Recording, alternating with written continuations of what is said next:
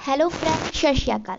हमारी एग्रीकल्चर दुनिया में ये जो एग्रीकल्चर का मॉडल सेट आप देख रहे हो, ये बिहार बोर्ड के द्वारा निकाला गया है। ठीक है, तो हम इसको स्टार्ट करते हैं। क्योंकि बहुत लंबी वीडियो हो जाएगी और फिर वो मतलब डलता नहीं रहता है, इसलिए हम इसको सबसे पहले ऑब्जेक्टिव मतलब ऑब्जेक्टिव जो है इसके वो आसान ही है, वो आप कर लोगे। तो मैंने ऑब्जेक्टिव से पहले शॉर्ट आंसर जो है वो किए हैं, और फिर लॉन्ग में तो एक एक क्रॉप आती है, जैसे मूली है, ऐसे क्रॉप ही आई है, तो उसका तो एक अलग ही वीडियो बनेगा। तो इसका हम पहले शॉर्ट का देख लेते हैं। ठीक है, सबसे पहले क्वेश्चन है, चना के दो किस्म का नाम लिखे। यानी चना के दो किस्म। तो हमारे चना को दो भाग में डिवाइडेड किया गया है। सबसे पहले देसी चना, उसके बाद है काबुली चना। ठीक है, देसी चना दो, तो आपको डायरेक्ट पूछा है कि चना के दो प्रभेद, ये नहीं पूछा है कि देसी या काबुली। ठीक है, तो इसका पूसा 256, पूसा 362 और पूसा 372। मतलब पूसा से रिलेटेड आपको जो नंबर याद हो आप वो लिख देना। अगर याद वैसे कर लीजिए, अगर याद नहीं होगा तो डरने की बात नहीं है। पूसा 256, पूसा 362, पूसा 372। आप ना इसको मार्क्स मान लो, जैसे कि ये सेकेंड डिवीजन का मार्क्स है 256। चाहे पैसे मान सकते हो, जो मेरे पास इतने पैसे 256 रुपये हैं, और फिर हमें बढ़ गया है पैसे तो वो 362 हो गए, और फिर मैंने कुछ खरीद ली या फिर मुझे किसी ने दे दिया तो फिर 372। ऐसे में याद कर लो, मतलब आप आसानी तरीके से याद कर सकते हो। जो पैसे पे याद कर लीजिए क्योंकि वो आसान हो जाता है। ठीक है, और फिर काबुली चना की सुवरा है, तो सुवरा भी एक वैरायटी है, तो आप सुवरा भी लिख सकते हो।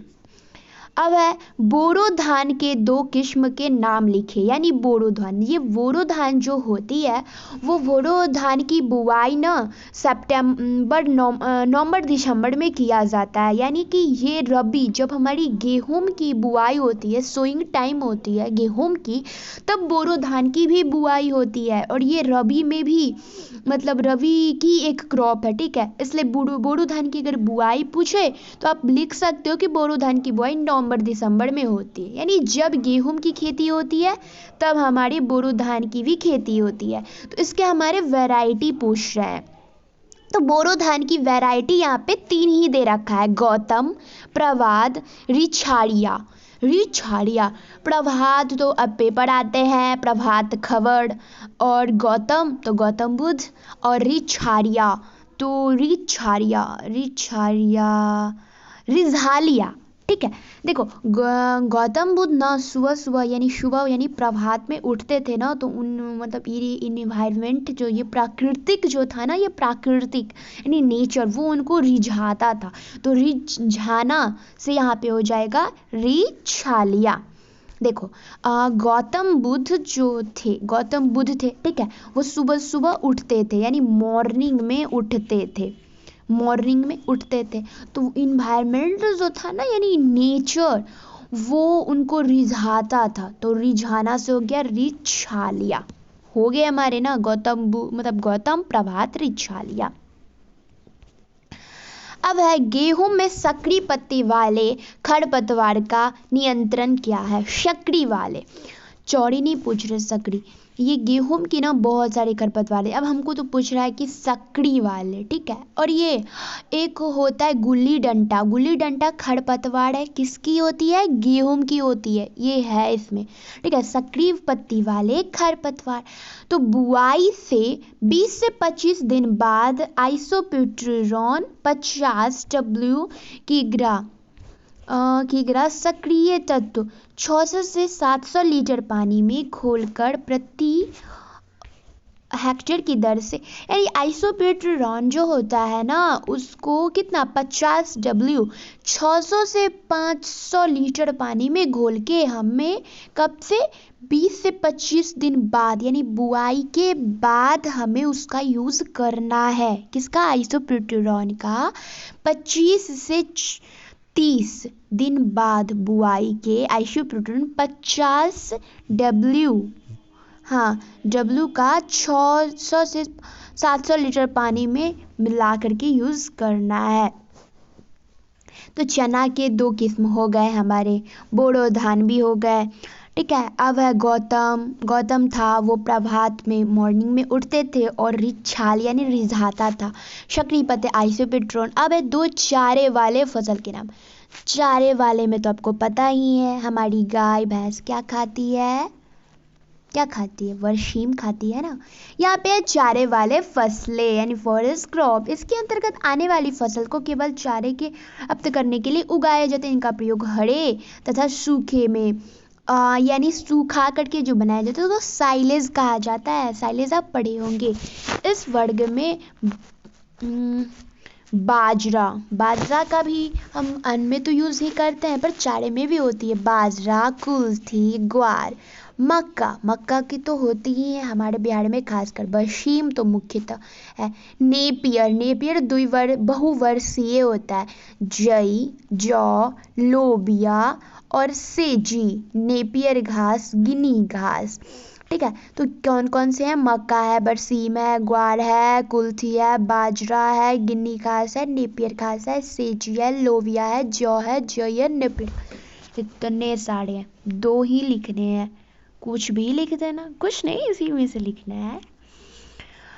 ठीक है, चारे वाले। तो अब है बहुमंजिलीय खेती। बहुमंजिलीय खेती को मैंने आपको बहुत बार पढ़ाए हैं, आप सबको याद भी होगा, और आप जो सोच रहे हो ना बिल्कुल सही है, वही आप जो बोल रहे हो वही है बहुमंजिली। वैसे हम आपको 4th चैप्टर में भी तो बताए हैं, मैंने 4th चैप्टर का वीडियो बना के आपको मतलब डाली हुई, नहीं 3 में है, 3 में जिसमें फसल चक्र, फसल पद्धति है, उसी में है बहुमंजिलीय खेती। मैंने आपको पढ़ाया है 3 चैप्टर, थोड़े ही हैं, आप देख लेना। ठीक है, क्योंकि वो बहुत इम्पोर्टेंट है। बहुमंजिलीय खेती में क्या था कि एक ही खेत में मतलब किसी एक ही खेत में एक साथ विभिन्न ऊंचाई वाले फसल को इस प्रकार से लगाना ताकि अधिक उपज प्राप्त हो सके, और उपज विभिन्न क्षैतिज, ये इस फोटो के द्वारा नहीं पढ़ाए थे, जो एक ही खेत में, ये क्या कह रहा है कि किसी एक ही खेत में एक साथ, यहाँ पे मक्का भी लगी हुई है, यहाँ पे ये भी लगी हुई है, ये भी लगी हुई है, ये भी लगी हुई है, एक साथ विभिन्न ऊंचाई वाले। देखो इसकी ऊंचाई अलग है, ये जो है ये जो है ना, इसकी ऊंचाई अलग है, इसकी ऊंचाई अलग है, इसकी ऊंचाई अलग है, तो सबकी ऊंचाई अलग है। ये फलते हैं तो ऊपर से आएंगे ना, ये नीचे से फलेंगे। मतलब क्या था, हमारे किसी एक ही खेत में विभिन्न ऊंचाई वाले विभिन्न फसलों को एक साथ मतलब उत्पादन करना, मतलब बुआई करना, जिससे हमारी उपज विभिन्न क्षैतिज तलों से प्राप्त हो सके। यहाँ की इसकी उपज यहाँ ऊपर से, इसकी नीचे से आएगी ना, और एक ही खेत में। और हमारे यहाँ पे अगर सन जी है, मतलब सूर्य भगवान जी है, तो यहाँ पर से सबको सनलाइट भी मिलेंगे, जिससे उसका प्रकाश संश्लेषण भी होगा। अब समझ गए, यही तो हमारी थी, जो किसी एक ही खेत में एक साथ विभिन्न ऊंचाई वाले फसलों को इस प्रकार लगाना ताकि कुल उपज अधिक हो और उपज विभिन्न क्षैतिज तलों से प्राप्त हो। तो हमें क्या पूछ रहा था, बहुमंजिली खेती के 2 उदाहरण, हम बहुमंजिली पढ़ लिए, आप उदाहरण पूछ रहे हैं। तो क्या है, गन्ना, सरसों, प्याज। आप बताओ, गन्ना इतने लंबे लंबे होते हैं और सरसों बेचारे इतने छोटे छोटे होते हैं, छोटे छोटे ऐसे छोटे होते हैं, और हमारे ये प्याज जो होते हैं वो उससे भी छोटी होती है ना।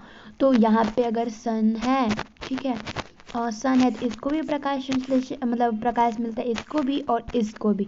तो ये विभिन्न ऊंचाई वाले हो गए, एक ही खेत में हो गए, एक साथ रोपेंगे।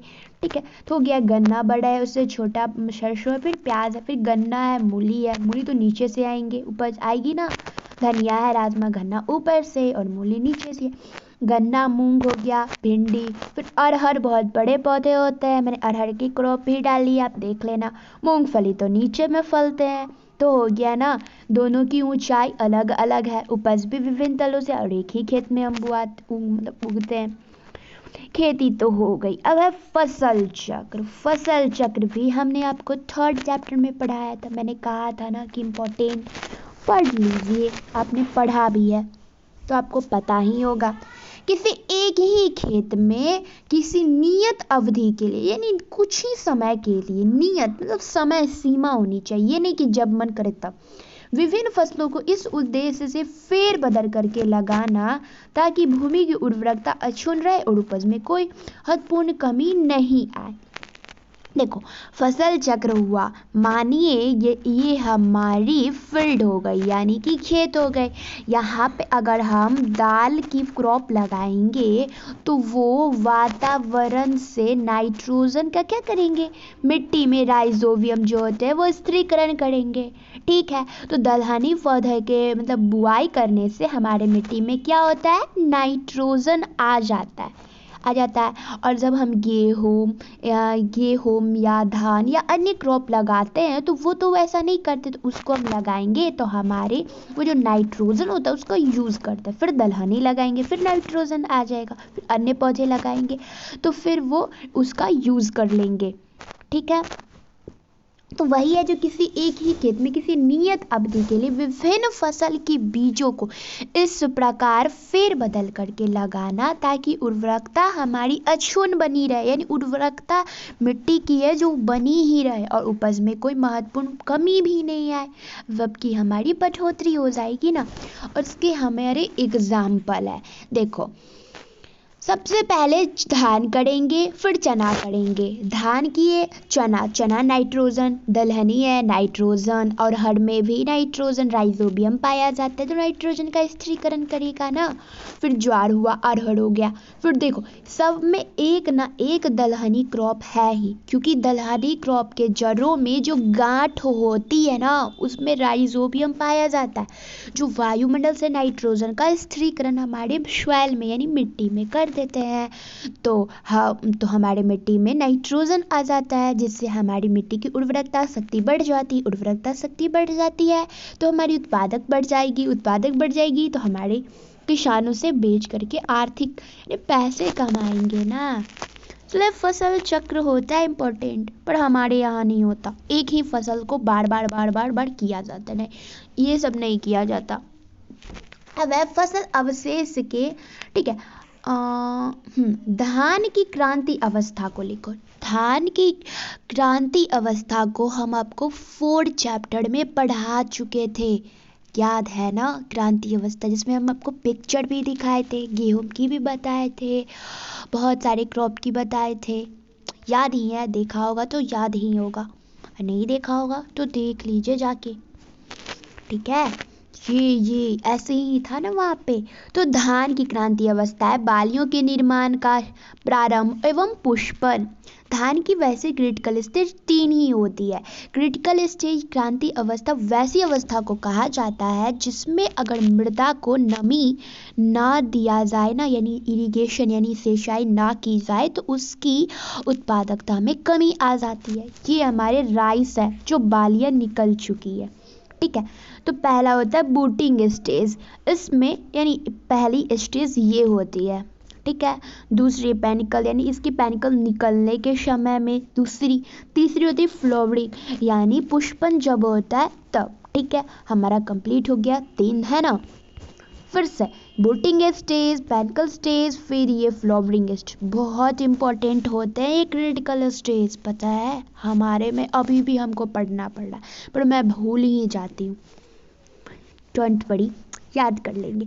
अब है धान की क्रांति अवस्था तो होगी। अब है पौधे के लिए जल के महत्व को लेके, ये हमने आपको 4 सब्जेक्ट में भी पढ़ाया है ना, पढ़ाया था ना, याद आ गई।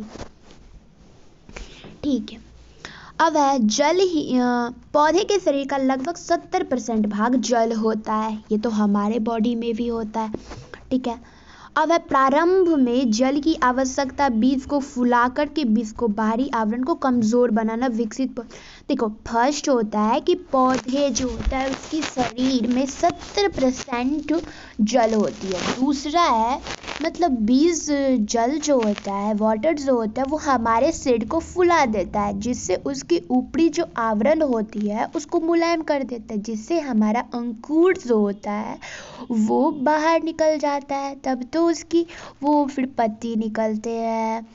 अब है जल मिट्टी में उपलब्ध पोषक तत्व। देखिए अगर हम कोई भी मतलब फर्टिलाइज़र देते हैं, खाद उर्वरक देते हैं, जैसे कोई भी नाइट्रोजन मतलब यूरिया कुछ भी देते हैं, तो उसे हम घोल के तो नहीं देते हैं ना। जैसे हम खुद ही टैबलेट खाते हैं ना, टैबलेट, तो उसको मतलब कैसे मुंह में डाल के सीधे थोड़ी मतलब वैसे थोड़ी खा लेते हैं। उसको पानी से घोंटते हैं, मतलब पानी के द्वारा अंदर ले जाते हैं ना। वैसे ही हमारे ये जो प्लांट होते हैं उसको भी पोषक तत्वों को ग्रहण करने के लिए जल की ज़रूरत होगी तब ना घुलनशील पहले पोषक तत्व को डालेंगे, फिर वो घुलनशील हो जाता है और फिर पोषक तत्व मतलब पौधे पोषक तत्व को ग्रहण कर लेते हैं। अब है शरीर के अंतर्गत विभिन्न आवश्यक देखो, प्रकाश संश्लेषण करने के लिए, एमिनो अम्ल करने के लिए, नाइट्रोजन स्थिरीकरण करने के लिए, सभी के लिए हमारे जल की ही तो जरूरत होती है। पौधे की वृद्धि के लिए आवश्यक कार्बन, नाइट्रोजन, वही बात कहा गया है। पौधे मिट्टी में जितना जल ग्रहण करता है, देखिए पौधे मिट्टी से जितना जल लेता है ना, उसका 99% वो वाष्पोत्सर्जन कर देता है, जिससे हमारी वर्षा होती है। अगर पौधे मिट्टी ना जल ना ले तो वर्षा भी तो नहीं होगी ना, वाष्पोत्सर्जन तो नहीं होगा। 1% का यूज करता है पौधे, किसमें? प्रकाश संश्लेषण में। तो फर्स्ट क्या था, हमारे पौधे का शरीर 70% किससे? जल से बना होता है। फिर ये मतलब बीज को फुला देता है, जिसके का अंकुरन बाहर आ जाता है। थर्ड है मिट्टी में उपलब्ध पोषक तत्व को, यानी उसको घोलने के लिए, जैसे हम लोग टैबलेट को खाने के लिए जल का यूज़ यानी वाटर का यूज़ करते हैं, वैसे ही हमारे पौधे पोषक तत्व को ग्रहण करने के लिए यानी लेने के लिए जल का यूज़ करते हैं। मतलब हम जल देंगे तभी तो, या खुद ले लेते हैं। फिर शरीर के अंदर इसके अंदर विभिन्न क्रियाकलाप जैसे प्रकाश संश्लेषण, एमिनो अम्ल, ये जितने नाइट्रोजन स्थिरीकरण ये जल के द्वारा करते हैं। पौधे अपनी वृद्धि के ये अपने शरीर के निर्माण करने के लिए भी तो जल की यूज़ होती है ना। और है जो वो 99% जल का यूज़ किसमें? वाष्पोत्सर्जन में कर देते हैं। 1% जल का यूज़ ही वो अपने प्रकाश संश्लेषण में करते हैं। तो जल कितने इम्पोर्टेंट होते हैं वो आप देख सकते हो। हमारे लिए तो है ही, पौधे के लिए भी होते हैं। जल मिट्टी में उपलब्ध पोषक तत्वों को घुलनशील, वही बात है जो हम आपको ऊपर बता चुके हैं। शरीर के अंतर्गत विभिन्न आवश्यक, अब ये तो भी पौधे की वृद्धि के लिए आवश्यक, ये भी हो गया। अब है पौधे मिट्टी से जितना जल, हाँ ये भी हो गया। जल के अभाव में पौधे सूख जाएंगे, ये तो है ही। हम भी जल अगर ना रहे तो मर जाएंगे, पौधे भी बेचारे सूख जाएंगे। इसलिए जल बचाइए, जीवन बचाइए। है पर कोई यूज़ नहीं, मतलब करता नहीं है, सब वैसे ही स्टेटस पे स्टेटस लगाते हैं, बस होता नहीं। पर कोई नहीं करता, उससे क्या, हम करते हैं। तब अब हम सब मिलके करेंगे। तो हो गई हमारी धान की क्रांति अवस्था, पौधे के जल की। अब है सिंचाई की बेसिन विधि, ये भी हम आपको पढ़ाए थे। नहीं, ये नहीं पढ़ाए थे, मैंने चिक बेसिन पढ़ाया था क्योंकि मुझे वो इम्पोर्टेंट लगा। और वैसे चिक बेसिन में जो कुछ ज़्यादा अंतर है नहीं। क्या है, यह विधि फल के बगीचे में दूर दूर लगी सब्जी के अनुकूल हो जाती है। डल के आवश्यक रूप से खेत को प्लावित नहीं करे, उस उद्देश्य से प्रत्येक के चारों पतला गड्ढा डाल, जहाँ नालियों के द्वारा सिंचाई पहुँचा दो। देख इसने क्या कहा, इस पिक्चर को देख रहे हैं, देखो हमारी गेहूं में ना मतलब बौछार सिंचाई की जाती है, डायरेक्ट लिया जाता है पानी को, एकदम बहा दिया जाता है खेतों में। तो उसमें हमारे जो वाटर होते हैं वो बहुत वेस्ट हो जाता है। तो हम वैसे ना करके ये सब्जी, और देखो जैसे ये हमारे सब्जी की क्रॉप हो गई, ठीक है, ये सब्जी की क्रॉप हो गई, यहाँ पे सब्जी की क्रॉप, अगर यहाँ से हम मतलब जल, अब मतलब यहाँ से अगर हम जल उल डालते हैं तो पूरी हमारी जल वेस्ट होगी ना। पर अगर हम जल का वेस्ट नहीं करना चाहते हैं तो जैसे ये पानी हो गया, ये पानी है और सीधे लाके इसमें डाल दिया जाए तो हमारी पानी भी बचेगी, साथ ही साथ हमारा जल भी वेस्ट नहीं होगा। ठीक है, तो ये ज़्यादातर फलदार और सब्जी में किया जाता है। यहाँ पे आप देख सकते हो ये वाटर है, ठीक है, ये जल है। तो यहाँ पे क्या किया गया कि पूरी खेत में सिंचाई ना करके इस पौधे की जो मतलब ये वाटर रहा और पूरी खेत में सिंचाई ना करके ऐसे फिर इसकी जड़ों में बेसिन के द्वारा यहाँ पे पहुँचा दिया गया और फिर यहाँ से यहाँ के पहुँचा दिया गया। मतलब ऐसे अगर यहाँ पे कोई प्लांट है तो ऐसे, यहाँ पे ऐसे, तो यहाँ पे गड्ढा बना दिया जाता है प्लांट के चारों ओर और फिर वहाँ पे ऐसे करके सिंचाई की जाती है। ये ऐसे देखिए वाटर होगी और यहाँ पे ऐसे उसकी रिंग बना के किया जाता है। इसको रिंग बेसिन विधि भी कहते हैं। ठीक है, वही तो आपको दिया गया है जो दूर दूर इस उद्देश्य की प्रत्येक पौधे के चारों ओर पतला और गड्ढा बनाया जाता है जहां नालियां द्वारा सिंचाई जल पहुंचाया जाता है। नए लगे फलदार वृक्षों सब्जी के लिए अत्यंत कारगर होता है। तो आप समझ ही चुके हो, जो यहाँ पे ऐसे ही होता है, जो पूरे खेत में पानी न डाल करके सीधे डायरेक्ट पौधे के प्लांट के जड़ में ही डाल, जैसे ड्रिप इरिगेशन में बूंद बूंद करके होता है। ठीक है, तो इसमें बूंद बूंद ना करके चारों ओर गड्ढा बना दिया। यहाँ पे देख रहे हो आप, चारों ओर गड्ढा ऐसे करके बना दिया गया, वहां से जल की प्लवन होती है। बेसिन हो गया हरी खाद। हरी खाद भी मैंने आपको बहुत बार पढ़ाया है, आपको याद भी है, फिर भी मैं इसमें बोल देती हूँ। हरी खाद क्या है? तो हरी खाद तो हमको पढ़ाई थी। ज़्यादातर दलहनी पौधे को ना उगाने के कुछ समय के बाद उसे मिट्टी में मतलब दोबारा से ढक दिया जाता है मिट्टी से, क्योंकि इससे हमारे नाइट्रोजन का स्थिरीकरण होता है और हमारी मृदा की उर्वरकता भी बढ़ जाती है। तो इसके एग्जाम्पल क्या क्या वो पढ़ लेते हैं। तो सबसे इम्पोर्टेंट इसका एग्जाम्पल ढैंचा है, क्योंकि ढैंचा बहुत पूछता है। ठीक है, तो सनई, ढांचा, मूंग, उड़द, लोबिया इत्यादि, इस पर ज़्यादातर दलहनी फसलों का यूज़ किया जाता है, क्योंकि दलहनी में ही तो नाइट्रोजन का स्थिरीकरण करता है ना, और उर्वरक ज़्यादा होता है उसमें। तो सनई, ढांचा, मूंग, उड़द, लोबिया। अब आ गए हमारे फसल अवशेष के पुनः चक्रण के 2 लाभ। फसल अवशेष के पुनः चक्रण, तो फसल अवशेष से मतलब समझते हैं कि फसल हमारे उगे हैं, उसका जो प्रोडक्ट हमारे यूज़ में आता है वो कर ले, उसके बाद उसको वेस्ट ना करके उसको मिट्टी में दोबारा दबा देना। देखो, हरी खाद में हम दलहनी पौधे के करते हैं और फसल का पुनः चक्रण में जब सूख जाता है तब उसको हम यूज़ करते हैं। ठीक है, इसमें मतलब क्या प्रॉफिट होता है वो बताना है। तो मृदा के स्वास्थ्य की रक्षा होती है। अब जैसे ही हम कोई क्रॉप है, हमारी वर्मी कंपोस्ट भी तो वैसे ही बनती है ना, मतलब जो भी सब्जी उब्जी करके क्रॉप होती है उसके अवशेष को डाल के कंपोस्ट बना दिया जाता है, और वर्मी जब केचुआ बनाता है तो उसको वर्मी कंपोस्ट कहते हैं। तो मृदा के स्वास्थ्य में सुधार हो जाते हैं, क्योंकि उसको पोषक तत्व तो मिल जाते हैं ना हमारे क्रॉप से।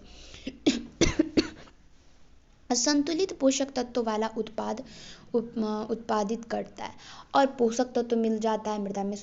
यंत्र तंत्र गंदगी, और हमारे जैसे कोई क्रॉप है, ठीक है, उसकी अगर हम जो एडिबल पार्ट होते हैं यानी खाने योग्य भाग होते हैं, जो इकोनॉमिक यूज़ होते हैं, उसका तो हम यूज़ कर लेते हैं, पर जो हमारे लिए मतलब यूज़ नहीं करते, वेस्ट होते, उसको क्या करते हैं, हम फेंक देते हैं। फेंकने से क्या होता है, गंदगी हो जाती है ना।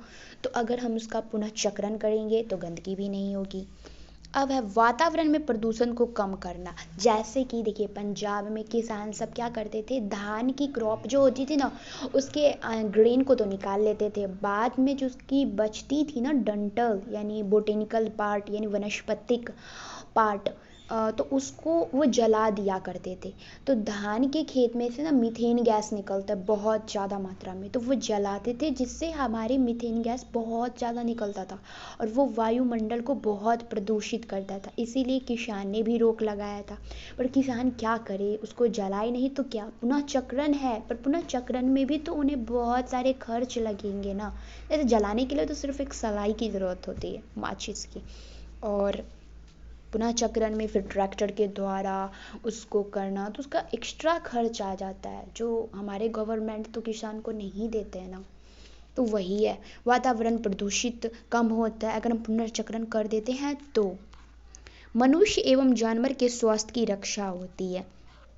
अब वातावरण शुद्ध रहेगी, गंदगी नहीं होगी, तो मनुष्य भी तो सांस लेता है ना, ऑक्सीजन लेता है, वो भी हमारे शुद्ध फ्रेश आएंगे, और हमारे जानवर भी तो ऑक्सीजन लेते हैं।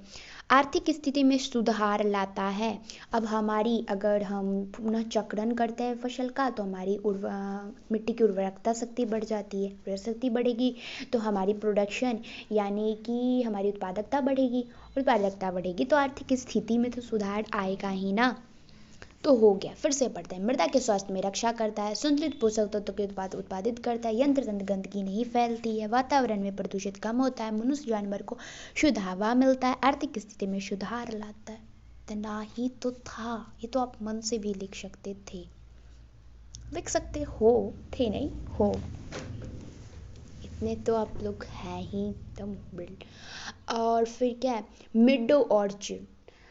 देखो मिड ऑर्चिड क्या होता है कि जब हम किसी भी मतलब खेत के मैदान यानी कोई भी फील्ड में यानी घास के मैदान में, जब हम कोई फील्ड में तो घास रहता ही है, जब हम सब्जी के क्रॉप या किसी फलदार क्रॉप को लगाते हैं ना, यानी पेड़ ऐसे आम का पेड़ लगाते हैं तो उसको मिड ऑर्चिड कहा जाता है। ठीक है, यहाँ पे मिडो ऑर्चिड संशोधित चंदवा के साथ छोटे या बौने पेड़ का उपयोग करके फलों की खेती एक आधुनिक तरीका है। ठीक है, तो मतलब ये खेती फलों की खेती की आधुनिक तरीका। ठीक है, अब है फसल अवशिष्ट हो गया, मिडो ऑर्चिड हो गया। दो कंद वर्गीय सब्जी के नाम। अब कंद वाले तो आपको पता ही होगा ना, सलजम है, आलू है, गाजर है, मूली है, तो कंद वाले ही होते हैं ना। कंद में आलू, शकरकंद, जिमी कंद, अरवी, मूली छोड़ दिया, मूली सलाद में आ जाता है शायद, पर सब्जी में ही आएगा ना। हाँ, प्याज भी तो आता है, पर प्याज सब्जी वाली क्रॉप में तो आएगी ही, पर प्याज स्पाइस में भी आएगा, स्पाइस में नहीं आएगा, नहीं स्पाइस में नहीं आएगा, सब्जी में आएगी या सलाद में आएगा। स्पाइस में इसलिए नहीं आएगा क्योंकि स्पाइस में तो जीरा मरीच धनिया नहीं, जीरा मरीच आती है ना, मिर्च ये सब आती है, कंफ्यूजन है, सब एक ही में आएगा। ठीक है, अब दो कंद वाली सब्जियों के पपीता के उपयोग, पपीता का उपयोग पूछ रहा है, हम बताए पपीता का फेस वॉश बनता है, वो आता नहीं है, पपीता पपाया फेस पैक वो, फिर हम सुबह सुबह फ्रूट में यूज़ कर लेते हैं। फिर पपीता में ना पेपिन नामक एक तत्व मतलब निकलता है, वाइट वाइट है, पपीता तोड़ते हो तो वाइट वाइट दूध की तरह निकलती है ना, उसमें उससे ना उसका औषधि यूज़ किया जाता है। ठीक है, हो गया पपीता का उपयोग। दो ही पूछ रहा था तो 3 4 मतलब लिख सकते हो कि पपीता का हलवा, पपीता का ये, पपीता का वो, बहुत सारे। अब है पालक के 2 किस्म के नाम लिखे। पालक के किस्म, पालक, देसी पालक, बिलायती पालक। देसी में अपना वाला और बिलायती वाला बाढ़ वाला, बिलायती बाबू कहते हैं ना। तो पूसा ज्योति, पूषा हरित, पूसा पालक, हाँ पूषा ज्योति। देखो पालक में ना विटामिन ए, हरी पत्ती वाले में विटामिन ए पाया जाता है। पता है सबसे ज़्यादा विटामिन ए किस में पाया जाता है? हमारे खरपतवार में, बथुआ की पत्ती में ना 11,300 IU पाया जाता है, जबकि हमारे मैंगो में सबसे ज़्यादा पाया जाता है, पता है कितना? 1100 कुछ, 1100 IU पाया जाता है, और बथुआ की पत्ती में 11,300 पाया जाता है। वही तो बहुत होते, बथुआ की पत्ती याद से एकदम स्टार्ट कीजिए। तो पूसा ज्योति, पूसा हरित। अब पालक बहुत हरित होता है, हरा हरा होता है, तो हरित भी लिख देंगे। ज्योति, अब खाएंगे विटामिन ए तो आँख की रोशनी बढ़ेगी, यानी ज्योति होगी। पूसा पालक, तो पालक का प्रभेद है तो पूसा पालक। फिर all green, all green total का टोटल ग्रीन ही होता है, तो ऑल ग्रीन। बिलायती पालक में हो गया इसका early smooth leaf. Early smooth leaf, early, early means अगेती और स्मूथ मीन्स मुलायम और लीफ मीन्स पत्ता, यानी अगेती पत्ता। अरे अगेती, इसकी तो सारी पत्ती ही निकलती है ना, फूल भी निकलती होगी, बीज निकलता होगा शायद इसका, शायद क्या निकलता ही है। तब तो इसका मतलब क्या होता है प्रोपेगेशन, वो क्या होता है इसका हिंदी, प्रोपेगेशन यानी कि जन्म लेता है, तब तो ये जन्म लेता है ना, सीड से ही ना जन्म लेगा। तो पालक, मसाले वाली 2 फसलों। अब मसाले वाली भाई हम बताएंगे नहीं, आपको पता ही होगा मसाले वाले, ये इतना पूछ रहा है, इतना हल्का है, कोई भी बता दे। मसाले वाला जीरा मरीच धनिया कितना कितना यार, मसाले वाले। ओह, ये तो आप खुद ही कर लो यार, आप भी ना करो, छोटे बच्चे बता देंगे। कंद वाले 2 फूलों के नाम। कंद वाले यानी जिसका कंद के मतलब कंद से उसका मतलब उसका होता होगा कंद से, तो इसका रजनीगंधा होता है और ग्लेडियोलस होता है। तो रजनीगंधा में हमारे कौन क्या आ गया, तो रजनीगंधा, तो रजनीगंधा ही हो गया ना। और हमारी ये ग्लेडियोलस जो होता है ना, वो फूलों की रानी कही जाती है। किंग ऑफ अ फ्लावर रोज होता है और गुलाब होता है, और क्वीन ऑफ ये फूल यानी क्वीन ऑफ फ्लावर, हाँ फ्लावर ग्लेडियोलस को कहा जाता है। ठीक है, अब 4 चैप्टर में है, पर मैंने नहीं पढ़ाया क्योंकि मैंने रोज़ को डाला है, क्योंकि बहुत ज़्यादा हो जाने पे नहीं मतलब पढ़ने में मन नहीं लगता। गुलाब के 2 उपयोग। अब गुलाब का 2 उपयोग, और हम लोग मिठाई बनाते हैं उसमें गुलाब जल का यूज़ करते हैं, गुलाब जल में यूज़ करते हैं, ब्यूटी प्रोडक्ट में यूज़ करते हैं, सुगंध में यूज़ करते हैं, सजावटी में यूज़ करते हैं, औषधि में यूज़ करते हैं, बहुत यूज़ है। फल एवं सब्जी के उत्पाद के 2 परीक्षक का नाम लिखे। अब परीक्षक का नाम लिखा है तो हम आपको पिछले बार शायद पिछले किसी वीडियो में हमने बताया है कि मेटावाइसल्फाइड और सोडियम बेंजोएट, ये दोनों रसायन जो होते हैं उसके द्वारा फल एवं, देखो परीक्षक का मतलब क्या होता है कि जब हम कोई फल होता है या मतलब जैसे मैंगो छोड़ी, मैंगो, हाँ मैंगो ही लीजिए। देखो हम लोग आम का कब सीजन रहता है, तो मई जून में रहता है ना, लेटेस्ट सितंबर अक्टूबर तक रहता है। पर हम मज़ा कब पीते हैं, जब मन तब पीछे, तो वो ख़राब क्यों नहीं होता, क्योंकि उसमें सोडियम बेंजोएट तब मेटावाइसल्फाइड का यूज़ किया जाता है, O2 का यूज़ CO2 का यूज़ किया जाता है, तो उसको ख़राब होने से बचाया जाता है। ऐसे में सब्जी में भी होता है डिब्बाबंदी में, जैसे मटर, मटर आप जाओ दुकान में और खोजो तो आपको मटर मिल जाएगी, वो भी फ्रेश वाले। तो वो क्यों नहीं ख़राब होते हैं, क्योंकि उसमें यही परीक्षक का यूज़ किया जाता है।